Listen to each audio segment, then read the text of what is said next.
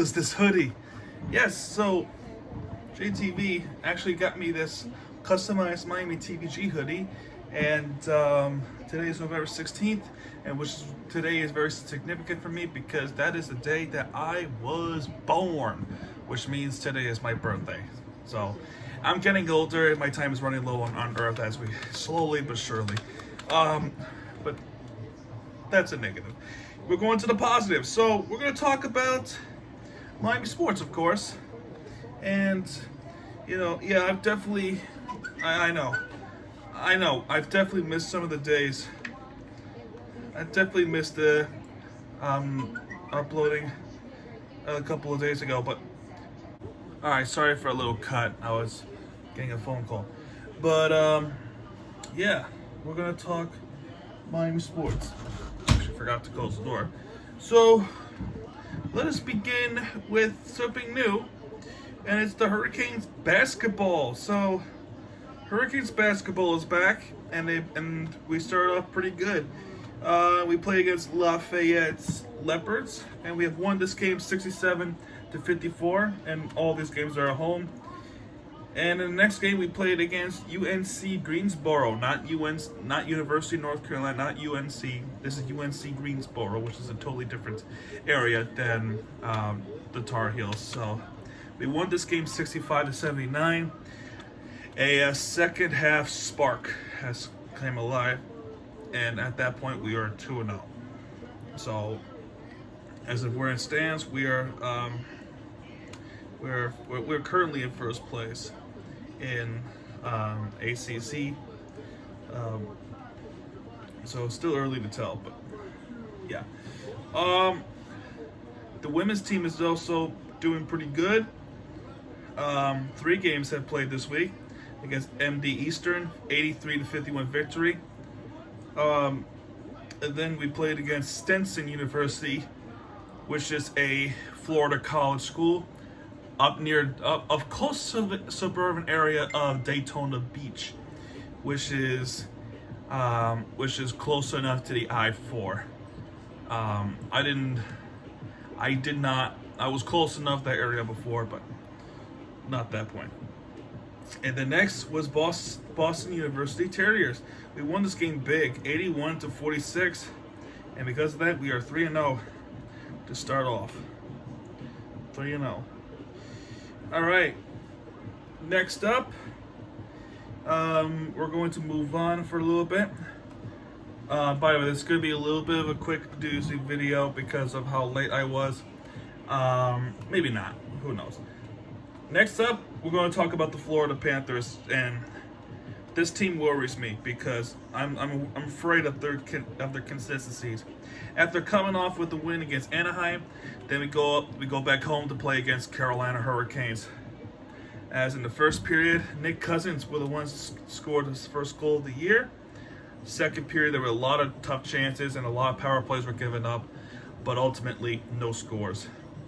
And in the third period, a power play goal and an empty net for Alexander Barkov, 2-0 Florida, and then Sam Bennett with the empty netter, 3-0, and just like that, Spencer Knight gets a shutout win, and it's a huge win over the Carolina Hurricanes. The Carolina Hurricanes, one of the best teams in the league. They are up pretty good. Yeah, so in the division, Carolina Hurricanes were in 4th place. Now they're in 3rd, which is a pretty big deal considering, with a 3-0 victory. Then the next game against Edmonton Oilers, Matthew Tkachuk's old rival team, and his return along with Aaron Ekblad, who has come back from his leg injury. But first period, nobody scores. Second period, it was Tyson Barrie with his second goal of the year. And in the third period, a lot of goals, but not too much go into our favor.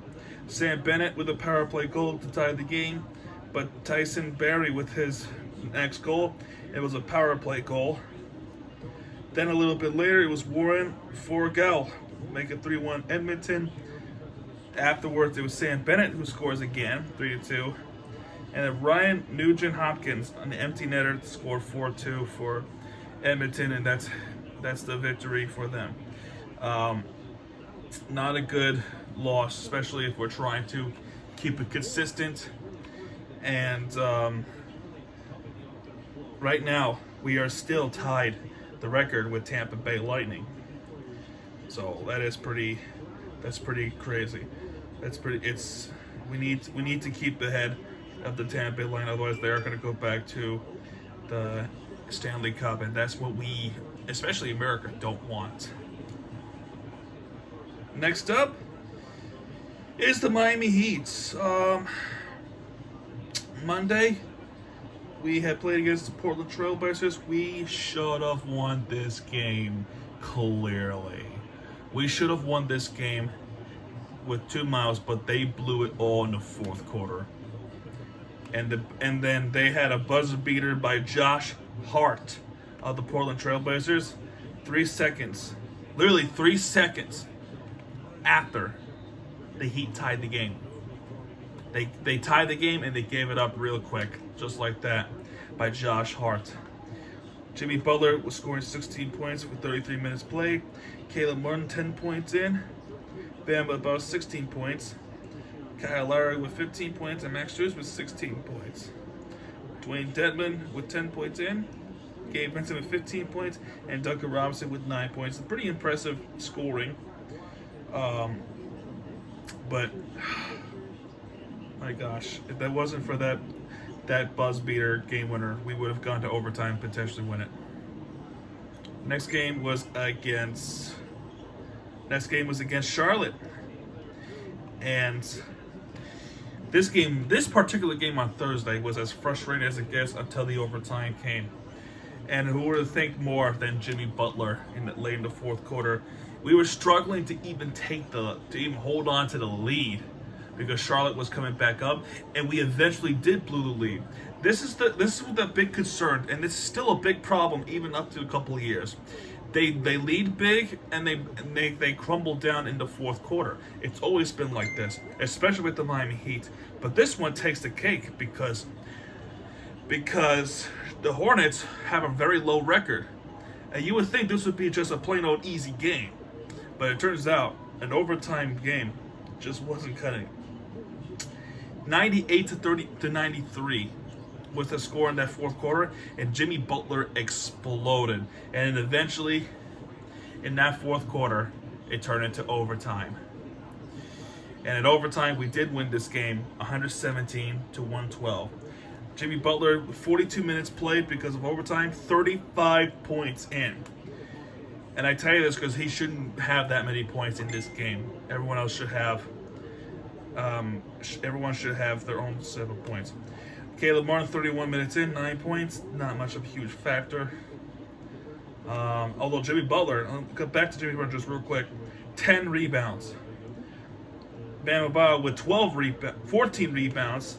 12 of them are defensive rebounds and 18 points. So both players have double-doubles.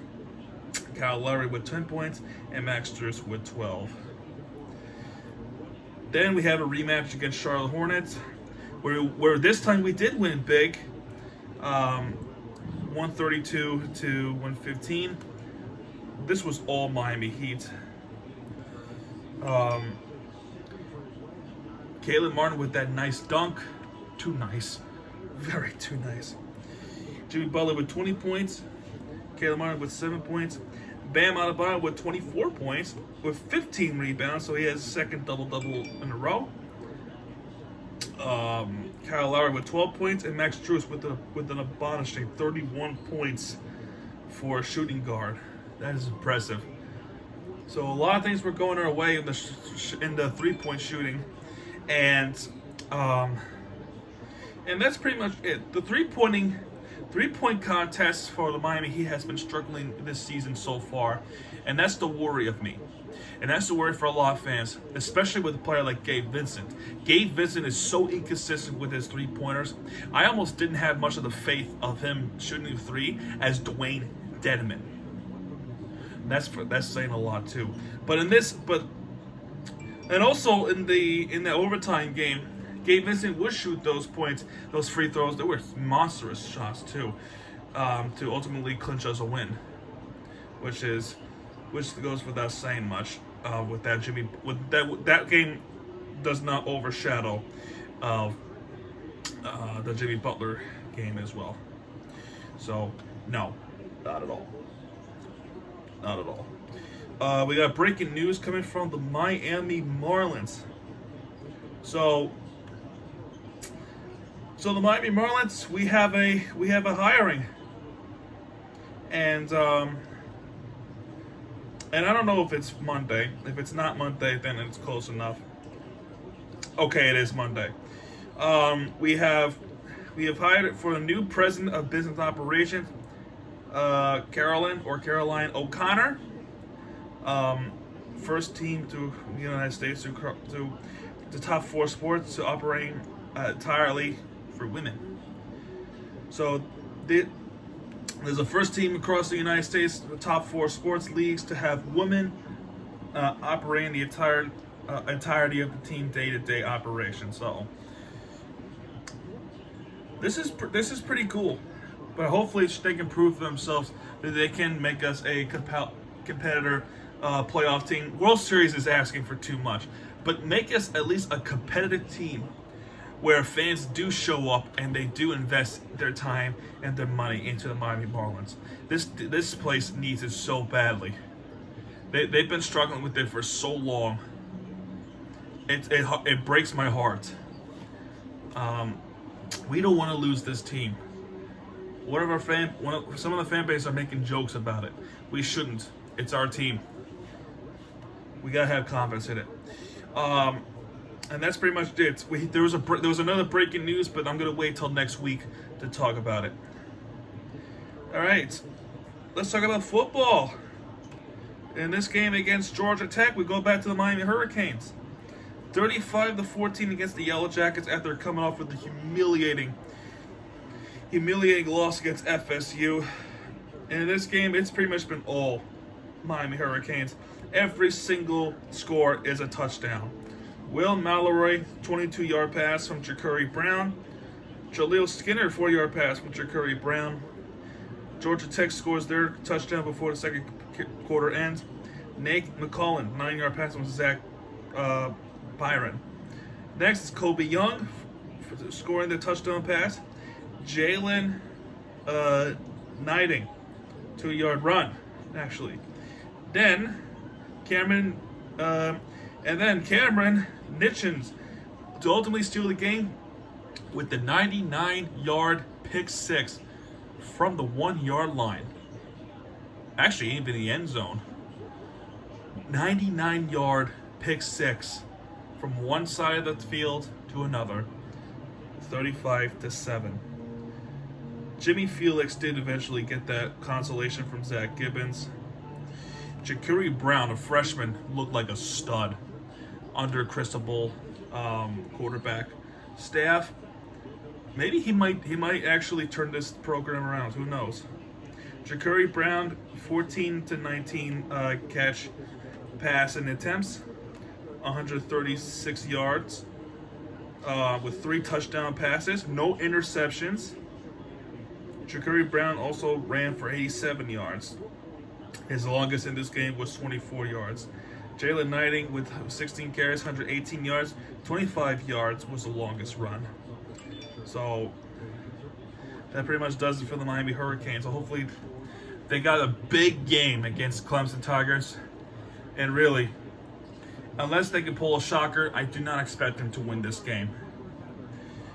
But however, we do have some positive things about football. The Dolphins, winner of the week. I know they won too many times for the Miami Sports Recap of the Week. They won this game 39-17. Harrison Bryant with a 1-yard run after a quick start from the Cleveland Browns. That's who they're playing. From Jacoby Brissett, which is our former quarterback for the Miami Dolphins, who had played just as badly as he was right now with the Cleveland Browns. 7-0 Cleveland.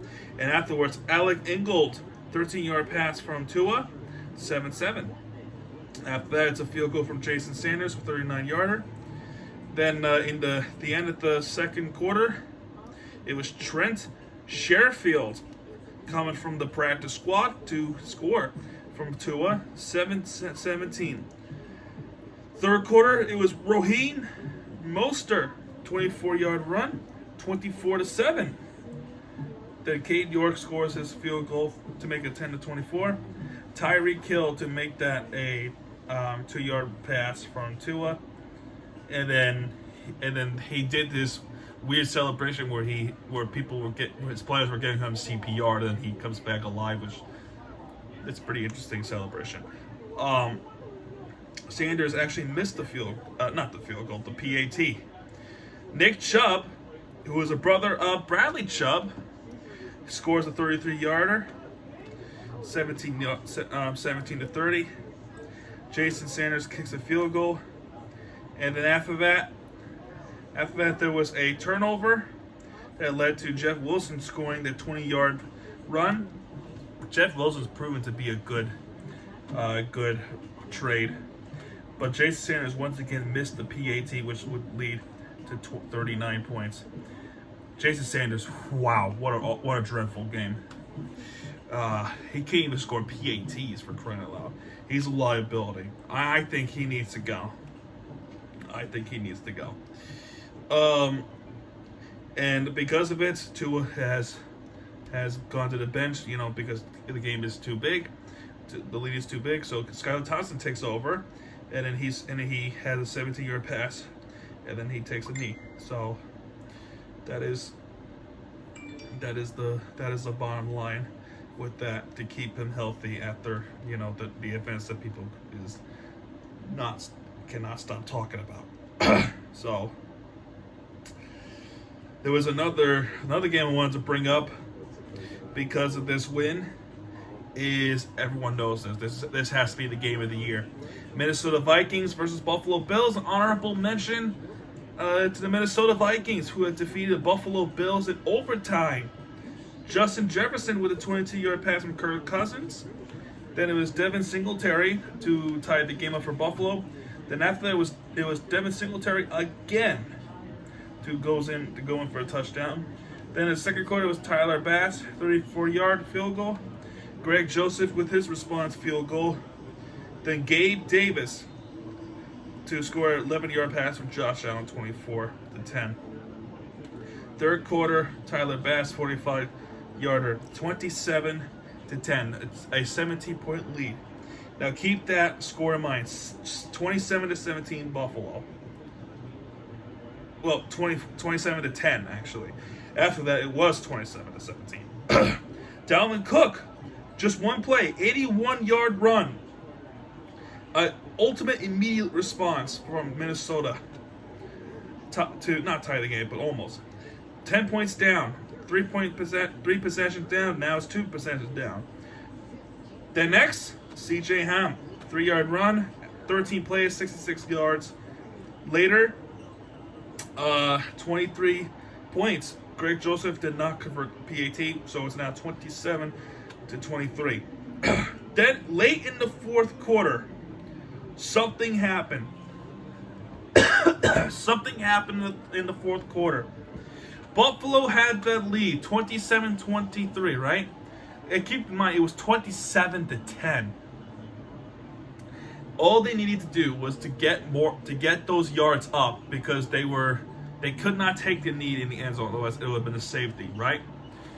Well, Josh Allen tried a quarterback sneak up, and then he fumbled the ball, and Eric Kendricks picked up a fumble football, and then they scored a touchdown on that play.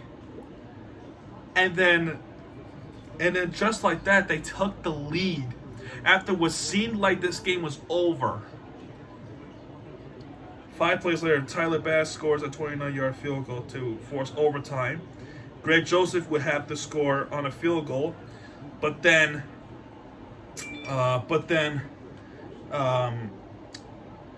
guess who got that game-winning interception from Josh Allen? it was Patrick Peterson, 2 interceptions in this game, and one of them was the game winner, and that was in the end zone. By the way, we got to give props to him and Justin Jefferson. By the way, in that fourth quarter, when they were trying to get that touchdown, Justin Jefferson had that Odell Beckham moment. He had to jump up so high, tightly covered, one-handed catch, and then he caught it one hand. This game, they won 33-30 against Buffalo. I recapped this score for Miami, because with that win, going off to the bye week, we are now in first place in the AFC East. With that win against Cleveland and with Minnesota's win over Buffalo, we have moved up to first place. Tua is 7-0 when starting the game and finishing the game so far this season. We are now going off to the bye week, where we much needed rest for a lot of these players who are currently going through an injury bug. And speaking of the injury bug, and I'm afraid we have to end off in the bad note, Dolphins defensive end Emmanuel Ogbah suffered a season-ending torn tricep. And a tricep is basically a muscle right down here. This is a bicep. This is a tricep. He has torn his tricep, and it requires surgery. And he cannot play for the rest of the season. So a huge loss for the Miami Dolphins. So with this bye week, it's more important for a lot of players like Terran Armstead to get that rest, because if we don't get that rest, boy, it's gonna be a long season. Not that the season was already long enough. So yeah, folks, that's gonna do it. I'm sorry this was a late week again. I want to save it until today, my birthday. And next week, I'm going to try to make it on time. I try my best. But that's going to do it for this video, folks. If you like this video, hit that like button, subscribe for more content, because Miami TVG has your back. And when he does, he'll be right there with you for the entertainment you deserve. Miami TVG signing off, folks. Good night, everybody.